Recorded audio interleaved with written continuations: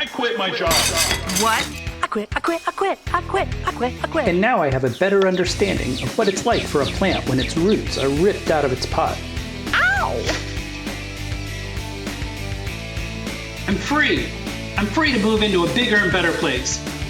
But can I be a little vulnerable with you for a minute? It hurts. Don't get me wrong, I'm glad I quit. My roots were trying to grow in places with rocks and thorns and trampling feet. I need good soil so I can grow good fruit. If you're new to the channel, I'll let you in on a little secret. Growing and helping other people to grow, it's kind of my thing. It's actually right there in the name. On the plus side, this experience has given me a new appreciation for what plants endure when they're transplanted or uppotted. You know, when their roots are ripped out of the soil. So do people, if you think about it. You have roots connecting you to friends, roots connecting you to family, roots connecting you to your home, your routines, your favorite stores, your community, your hobbies, and your beliefs. Those roots nourish us, strengthen us, and they hold us up when we're falling down.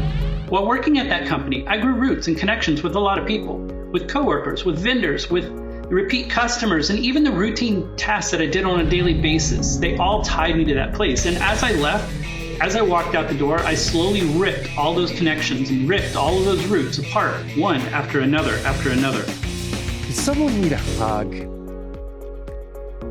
Some plants have very delicate root systems that can't handle transplanting very well, such as peonies, wisteria, weeping willows, and most plants that grow very large taproots. When transplanting these types of plants, care must be taken to disturb the roots as little as possible because they have a hard time growing new roots. Be gentle with them.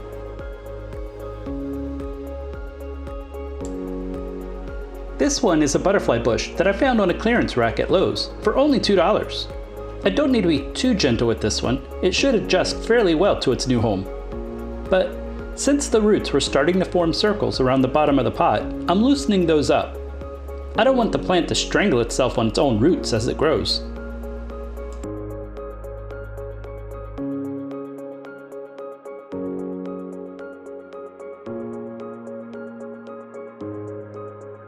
On the other hand, some plants are so good at growing new roots that you could just about chop off all of the roots without any visible impact to the plant at all, such as mint, palms, tea plants, and most small trees that are dormant. With tea plants, they're so good at growing new roots that I regularly multiply mine by simply cutting the top off and sticking it in a pot.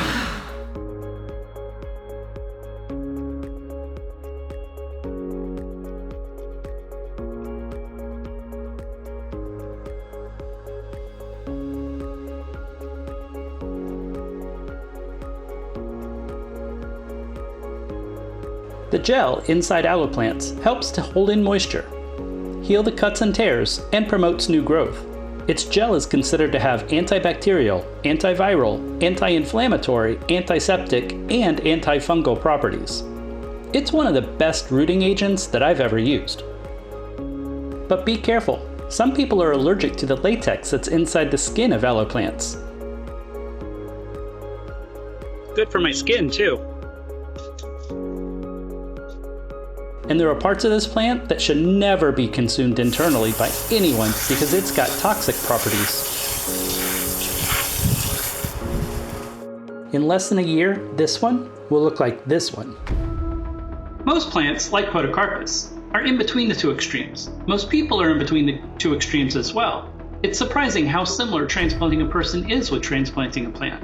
And in either case, sooner or later, sometimes you just have to transplant in order for it to grow. If it's time to move on, it's time to move on. This goji berry plant was struggling where I initially planted it.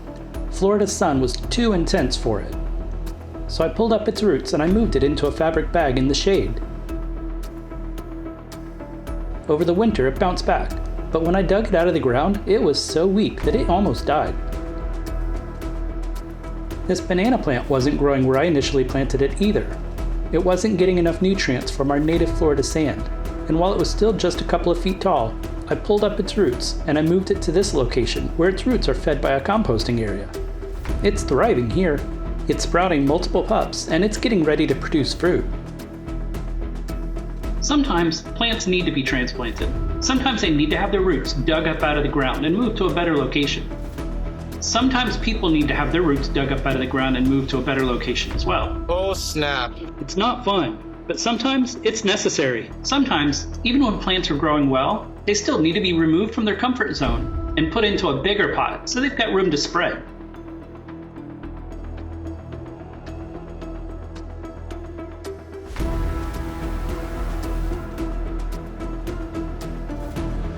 To up-pot these Podocarpus plants, I don't need to be too gentle. And notice that I rooted multiple cuttings in each pot to increase odds of success.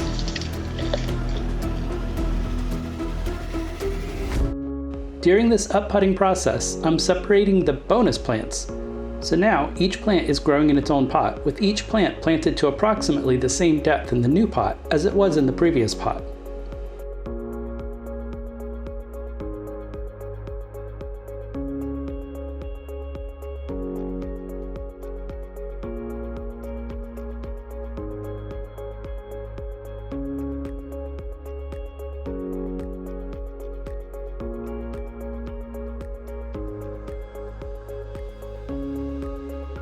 I'm also adding a handful of homemade vermicast on top of each pot because just like a person being uprooted, uprooting a plant is stressful.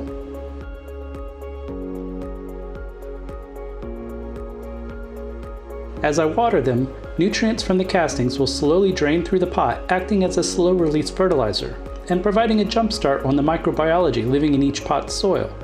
This initial watering is the most critical because even though roots need oxygen, they need to be in direct contact with the dirt, so I'm using this water to help remove air pockets from around the roots to avoid unintentional air pruning.